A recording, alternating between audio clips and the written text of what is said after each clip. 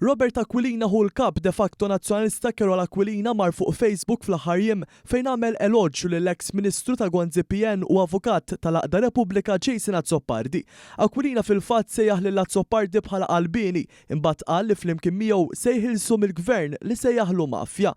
Kif inhu diġà magħruf Jason Azzopardi u Robert Aquilina huma ħaġa waħda, it-tnejn li huma jqattaw il-ġranet tagħhom jattakkaw lill-gvern u lill-Partit Laburista kif ukoll saħansitra lin-nazzjonalisti li mhumiex parti mill-klikka estremista tagħhom.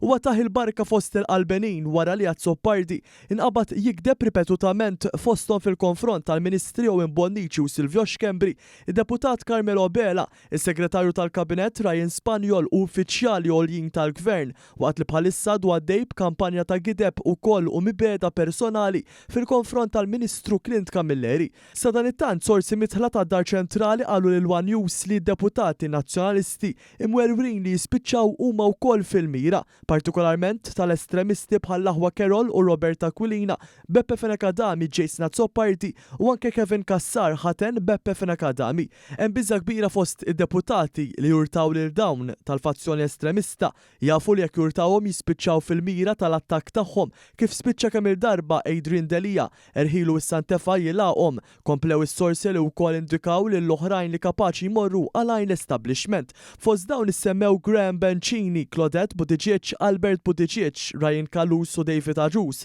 li kontinwament jilaqgħu lil Carol u lil Beppe aktarx minħabba tal-li biżaw wkoll.